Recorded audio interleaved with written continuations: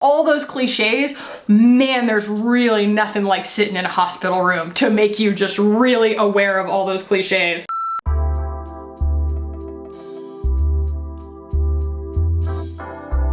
Wow. What's up, guys? Welcome back. I am back. I'm at least physically back sitting in front of a camera, and I couldn't just pick back up making videos without explaining to you guys where I had been. So that's what we're going to do today.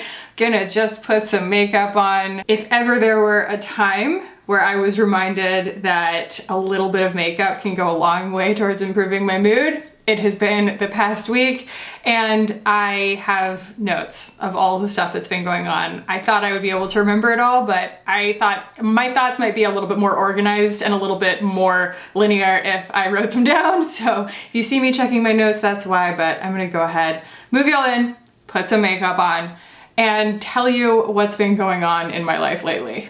If for some reason this is my first video that you are watching, hi, I'm Khaki. This is an unusual video for me. Normally we talk about cruelty-free beauty releases. I review makeup mostly. We also talk about self-love. We try and focus on lower coverage makeup that looks good in person, and we love blush and believe that makeup should be easy and fun. So if that sounds good to you, consider subscribing while you are here. I realize that I don't ever do any kind of intro, and so hi.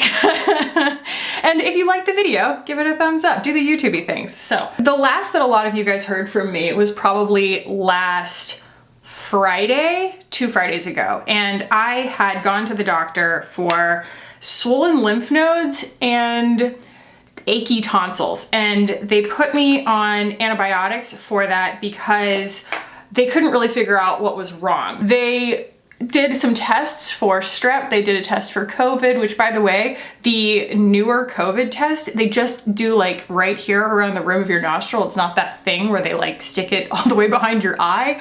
Oh man, what a relief. But I tested negative for both, and since they couldn't tell what it was, they just put me on amoxicillin. I think that that's where the problem began, but I'm just postulating. So my best guess is that I think I had some kind of bacterial tonsillitis, and it might have resolved on its own, but the reason that I think it's bacterial is, you know, I had been getting a cold here and there, kind of on and off, from my son coming back from daycare, and he had had his last cold spread to his ears. He had a double ear infection, and that cleared up with amoxicillin. And then I had this that wasn't really spreading to anybody else, this tonsil ache, and so I figured it must not be viral, and so that was probably what they figured too at the doctor, and so they put me on the amoxicillin. So then over the weekend I started to feel better, I would say, and but still kind of like run down.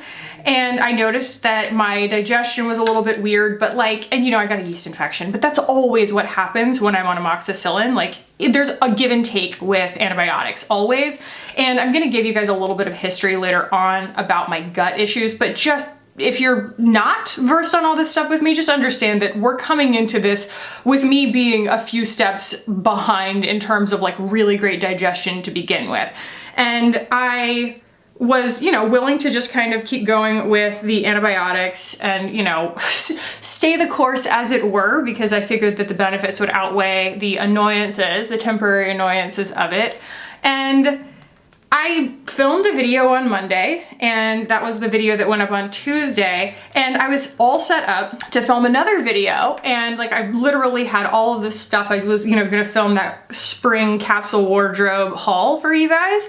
And I had like all the stuff downstairs, my computer and everything down there, my like a glass of water, and everything was just frozen in motion because I, you know, ate some lunch, and as I was like walking up the stairs to like change clothes, I just hit the floor. I got this sudden wave of really, really bad nausea, and I was lightheaded and dizzy, and I had to sit down on the floor, and I had all of these like body aches, a really, really bad headache, like head rush headache, and my skin hurt, like I had a fever almost, like I had, but I didn't have a fever, but it was chills and that weird kind of tenderness when you touch your skin.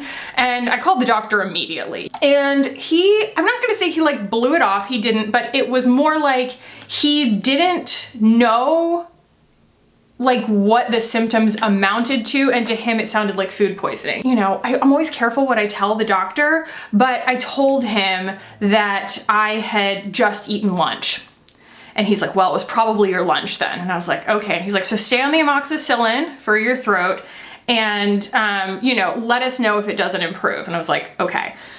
So I basically came home and went to bed. I was in bed for 3 days, pretty much the rest of the day Monday, all day Tuesday, and all day Wednesday. And that was when a lot of you guys, you know, probably saw that I posted on Instagram. I was like, guys, my health is in a bad way. I am taking a break. And you know, it's probably a much needed break at this point. My body and my stress and everything like that has probably been telling me these things in not so subtle ways for a long time.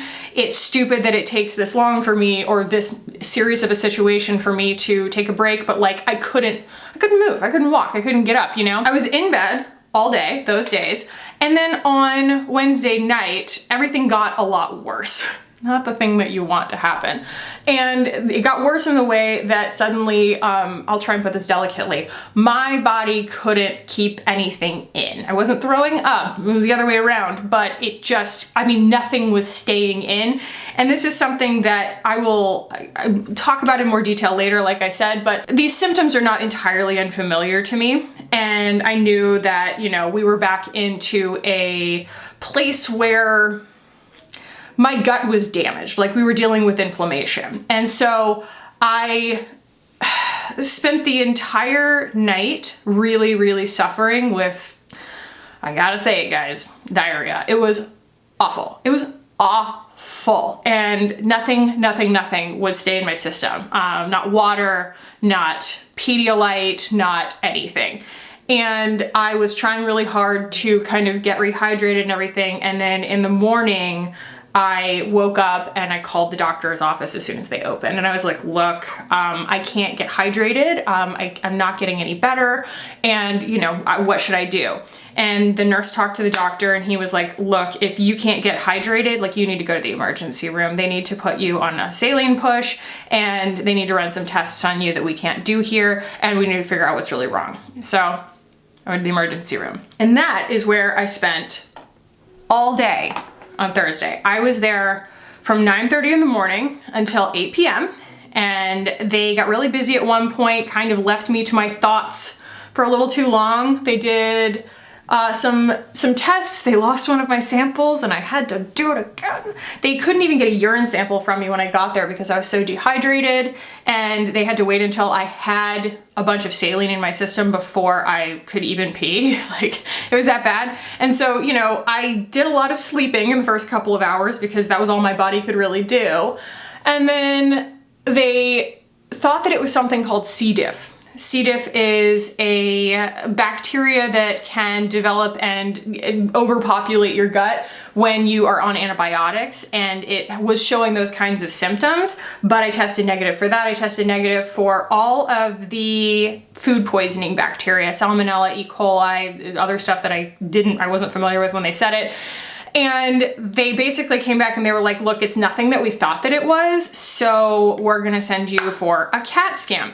So then they bring me in all of this contrast to drink. And my mom had told me that contrast was like really, really nasty. This was just basically like if someone had gone to the soda fountain at like McDonald's and pushed the water thing down, but the water thing was also housed in the same thing as the sweet tea. It just kind of tasted like water with like a hint of something bitter to it. And so I drank 2 things of that. They told me that they would be back within an hour and a half. I was supposed to drink it all inside of an hour, and in an hour and a half they would come and take me to the CAT scan. It was like almost 3 hours, and I was just sitting there like with my thoughts, just being so frustrated. And then it took a really long time for them to actually like get me my results back, and by then there was a shift change and the new doctor needed to like refamiliarize himself with all of my tests and my paperwork and everything. And you know, they were very apologetic at the end of the day, but it was still like, you know, I was like, do I have cancer? Like, what's going on, you know? And so I was sobbing. Oh, also, I hadn't eaten, not at all, since the day before. And so it had been about 6:30 that I ate dinner the night before, and it was something very small, and we were talking about like 7 p.m. the next day. And so here I am, you know, watching Beat Bobby Flay on Food Network, which you might say was a dumb idea, but like Food Network is the only thing I can really like check out to. And I hadn't eaten anything in over 24 hours. I just kind of started falling apart. I was like sobbing. I was like, you got to get me out of this room. I just want to go home. I kept like buzzing the nurse. Like I had been so patient all day, but this time I was just like hitting that button. I was like, when are you going to tell me something? I just want to go home. And they said, we can't let you eat anything until the doctor decides whether you're staying the night or whether you're going home. And I was like, oh my God, I don't want to stay here a moment longer. And I know that that sounds really bratty, but if you've ever been in the hospital, it's just awful. It's awful. It is awful. And honestly, like I am so grateful to people who work in that industry because it is so emotionally heavy. I can't even imagine. I cannot even imagine because just being there as a sick person was just so like, just so bad for morale for me, you know? So anyway, they finally come back and they tell me that they got my scans and everything and I have colitis, but they're not sure why. And colitis, I was like, I'm on to you doctors. If it hurts, you guys just put an itis on the end of it and then that's what you have, colitis. I'm just kidding. I'm totally kidding. But, you know, my colon, there's something very, very wrong with it. It's very, very inflamed. I have colitis and there are lots of different things that can cause colitis. It can be ulcerative colitis, it can be bacterial colitis. There were other ones that they told me. So basically it could be viral, bacterial, or autoimmune is my understanding. I'm rooting for, well, I'm not rooting for, but I'm suspecting it's autoimmune because I have such like a bingo card of autoimmune stuff already, but we're holding out to, you know, get more answers. But the bottom line is the next step is I have to go get a colonoscopy. So I am way overdue for a colonoscopy. I am going tomorrow to just meet the doctor and everything because obviously I just moved to a new state, so I don't have like a gastroenterologist. So I'm meeting with them tomorrow and they're probably going to prepare me for, you know, when like schedule my colonoscopy and everything. And I've never had one. And I mean, with as many gut issues as I've had, you'd think that I would have had one by now, but I'm gonna get into that. So a little bit of history on my gut and my gut issues. I have always had a strange relationship with food and, you know, I've always had gut issues and disordered eating. But like in my teens and early 20s when it all kind of, I don't know, solidified, I feel like, sort of crystallized as part of my habits, the lines really blur as to which was the cause and which was the effect. You know, disordered eating versus like really, really poor digestion, which was which. And I never... Tissue stuck to my nose. I don't know how long that was there. I over-exercised in my 20s because I just had this gut, and I say gut like I had like a pot belly that wouldn't go away. And I was very, very thin otherwise, and then I just had this sort of distended belly as it turned out, and I would do all sorts of things, go on very restrictive diets or, you know, experiment with this or that, fasting and exercising and veganism and whatever, all just trying to figure out how I could get my body back in balance. But I didn't know at the time that that big belly is basically a sign of malabsorption and ultimately malnutrition. And I was 25 years old, I was 98 pounds, and I had 9% body fat. They put me on one of those Tanita machines at a gym and they told me that. And like, you could tell like this was not a diagnostic place. It was like Gold's Gym, you know, and the guy was like seriously worried. He's like, you don't need a gym membership, you need to eat something. And I was like, it's not that I'm not eating. I found out later it was that I'm not metabolizing fat, which is the same thing that's happening right now.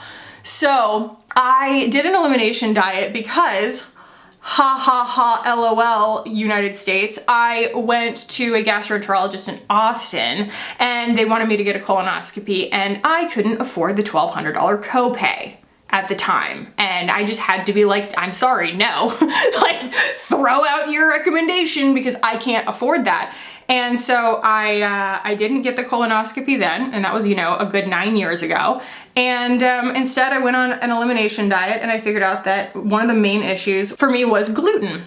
And when I stopped eating gluten, my body was able to gain weight again. I gained about 15 pounds in that time period, and I gained it all in the places where women are supposed to have fat, you know, in my hips, in my butt, in my belly, in my love handles. Like, your hormones function and are regulated by the fat in your body, and if you don't have that fat, and if you're not like metabolizing fat effectively, your hormones just kind of quit on you. So like, I hadn't had a period in ages at that point, and I was, you know, obviously extremely like malnourished, and I just very, very sick. And fun fact, when you are recovering from being malnourished like that for whatever reason, your body goes into a conservation mode where every time you eat something that it reads as nutrition, it stores it, and it uses it first and foremost to insulate your organs, because it has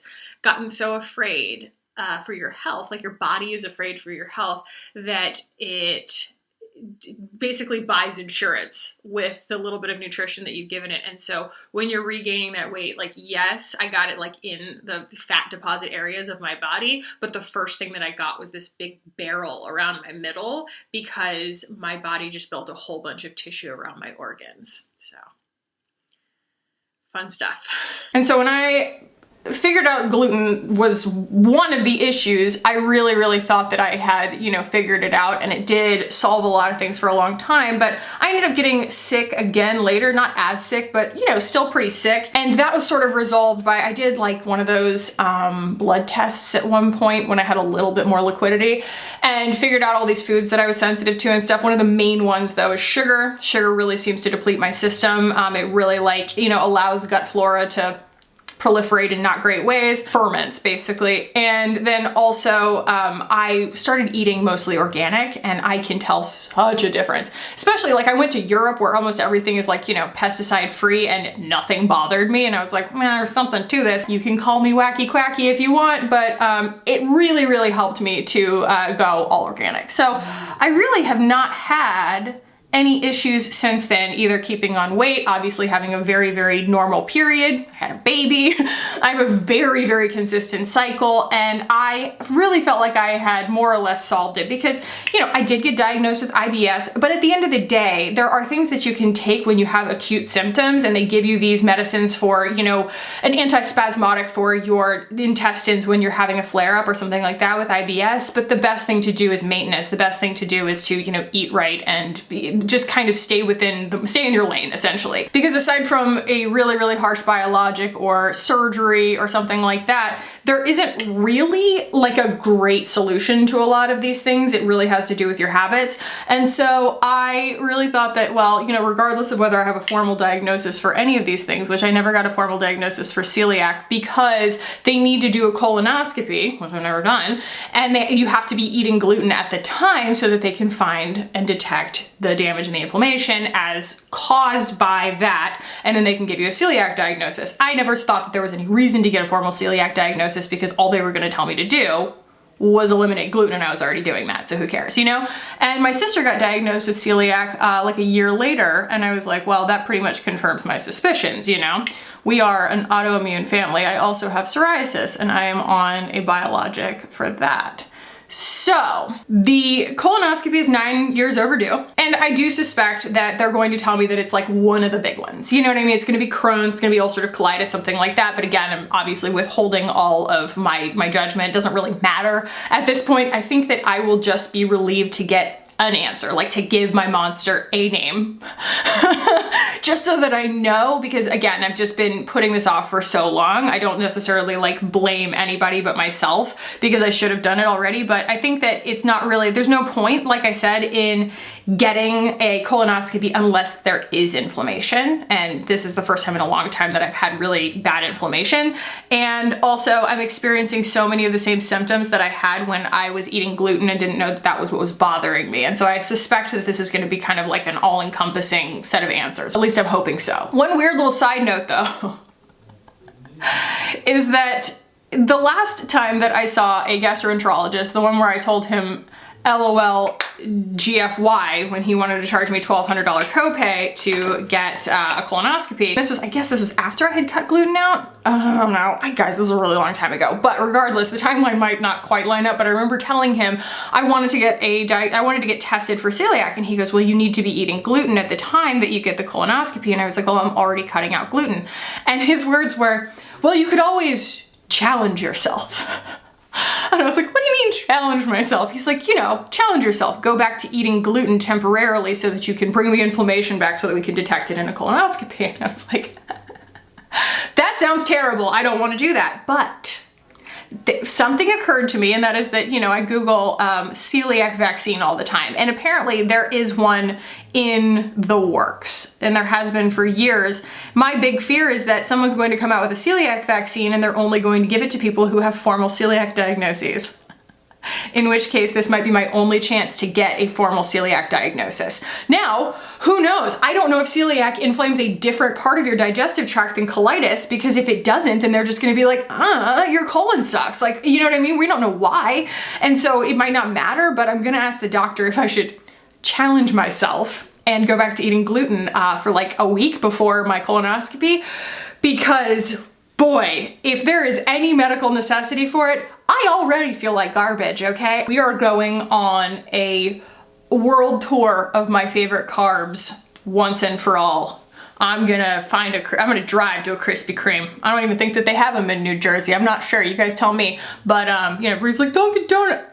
Krispy Kreme. I miss Krispy Kreme, and oh my God, I'm gonna go to Whataburger. Wait, do we have Whataburger up here? Dang it, I don't know if we do. I miss Texas. I never thought I'd say that. I'm gonna eat, oh my God, I'm gonna try a beignet. Like, I've never had a beignet. I've also never had a kolache, but again, Texas. I'm not in Texas anymore. A Pop-Tart. Oh, Pop-Tart. Oh man, I did not expect, this is not in my notes. I did not expect to sit here and muse about all of the carbs that I want to eat. Like, it's garbage carbs. Like, yes, I want a croissant. Yes, I want a pain au chocolat. So I went to a cafe the other day and I ordered a pain au chocolat, and the waitress was like, a pain au chocolat? The pain au chocolat? I'm going to get the pain au chocolat. Excuse me, could I get the pain au chocolat? The pain au chocolat, yeah, the pain au chocolat, oui, the pain au chocolat, the pain au chocolat. But I also want some real garbage stuff. So that's where I was. And if you guys know me, you know that I cannot go through something disruptive like that and not take some kind of lesson from it, okay? I don't consider myself to be any kind of guru, but that was pretty traumatic.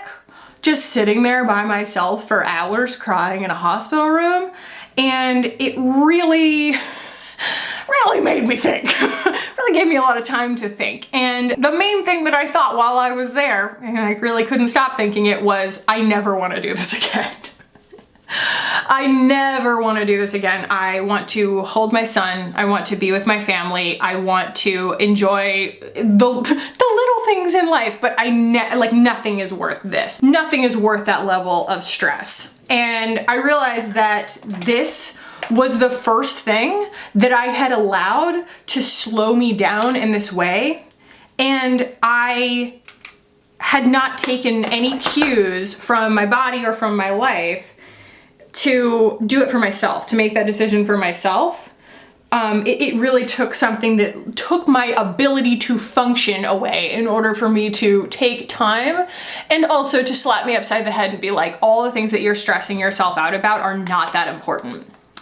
And what's really important is your health and your enjoyment of your life. And you know, every day is a gift. Like all those cliches, man, there's really nothing like sitting in a hospital room to make you just really aware of all those cliches. You guys, again, not in my notes, but as soon as they finally let me out, I was not really expecting there to be people around, because I don't know, there weren't that many people when I walked in, and I walked out those sliding glass doors and I went, ah, out of the emergency room with a mask on and everything. And I look around and there's probably like a dozen people kind of smattered all around, and they're all like, I just kind of, you know, did one of those like sitcom laughs at myself where I was like, okay, well, everyone's staring at me. It was like someone had given me my life back.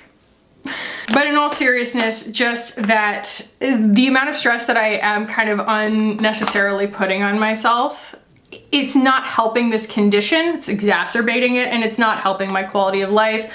And we talked about this in a previous video. The best way that I found to word it is that I'm bringing an old mindset to a new lifestyle where I'm still trying to work really hard at something that I have designed to be less demanding, and I need to just go ahead and let that be. But it took something coming and just like walloping me to make me realize that. I need to slow down for my health. I need to be more intentional about where I put my energy. And when I say more intentional, I mean that I've been kind of churning videos out of some kind of work hard, not smart kind of mentality. I think that there's something, you know, some insecurity in me where I think no one's gonna watch my videos, and so I have to make lots and lots and lots of them because I don't have enough viewership to support me if I don't, and I need to go ahead and try and appeal to everybody because I don't think I'm interesting enough to attract people to more esoteric videos and things like that. There's just a lot of insecurity there, and it's just something that I am gonna have to work through because regardless of whether that's true or not, it doesn't matter because working myself at that breakneck pace is not sustainable, it's not feasible, it's not healthy, and it ultimately is like not really, I'm not gaining anything from it. And if I am more intentional about where I'm putting my energy, I'm going to make the videos that I feel more strongly about, and I'm going to make the ones that are going to be higher quality at the end of the day anyway. So it's kind of interesting, you know, looping back around on some of the other stuff that I've been talking about recently. I'm doing it wrong on purpose to unlearn some of the weird habits that I've gotten myself into, the weird loops that I've gotten myself into. And so I am taking longer in the morning to just exist. You know, I'm kind of just slowing down consciously. This morning I woke up and, you know, I did like what I would call a slow morning routine. Maybe I'll vlog that for you guys. Get up and, you know, get my son to daycare and everything and spend time with him, and then sit outside and, you know, do my yoga and take a shower, get myself ready, and not be all rushed to sit down and create, because if I am not, it's just like being a good mom. You know, same thing with fostering my channel. If I am not present, I'm not 100% when I sit down to film, that content is also going to reflect the fact that I didn't bring my whole self to it. I'm going to be able to bring more of my whole self to my content if I give more of myself back to me. And that, I guess, means that I'm going to be uploading less frequently. So, you know, again, do the YouTube-y things, hit the notification bell so that you see when I upload, because it's not going to be as consistent. And hopefully I can make more meaningful, more useful content in the fewer videos that I am making. But just the thought of that lifts my entire, like, I don't know, this just kind of shroud of stress off of me. I also really want to declutter my life in a lot of ways, and that is something that I also might use to make a little bit of content with. Like, I need to really examine what the motivations are behind the voracious rate of consumption in my life. And I don't mean makeup. Like, my rate of consumption outside of my channel is staggering, and it doesn't need to be that way. And I think that if I just kind of dial back the extremeness of everything, then I can probably give myself a lot more bandwidth back. I just kind of tend to gravitate towards extremes. It's my personality, and I need to be conscious and mindful of it. And just like when I was pregnant and I said I will never not be grateful for my unpregnant body again, I will never take it for granted, this is going to be like an indelible punctuation in my life of when things got just really bad, really scary for a second, and made me like, well, you know, A, I never want to do this again, and B, I want to use the time that I have in a better way and stop pretending that, you know, life is forever and it's only meant for working. So, you know, your health is everything. There is a reason that it is your root chakra. Nothing else can exist without that firm foundation of your well-being. And I am 34 years old. I need to start making that more of a priority for myself and exercising more gratitude for what I already have. So That's where I've been. I will probably be uploading 3 videos a week going forward, so hopefully that's okay with you guys. And you know, it might just open up some time for me to update my vlog channel again. I know I haven't done my vlogs in a long time, and it is because my days have been completely packed with work. That's kind of silly. That is, I designed my life to be different from that, and vlogs are much easier and much easier to edit. And so I think it's another insecurity where I'm like, nobody thinks I'm that interesting, that they really want to watch me just do life. But you know, we'll see. We're gonna play it by ear. I'm going to put less pressure on myself, and the content that I do put out, I want it to be stuff that I really, really care about. So yeah. That's the update for today, guys. If you stayed till the end, thank you so much. You are what keeps me going. I really, really appreciate you guys. So if you did enjoy this, give it a thumbs up. And if you want to keep hanging out with me on this channel, hit the button down below and subscribe. I would love it if you did. Thank you so much for watching, guys. I love you so much, and I will see you in the next one.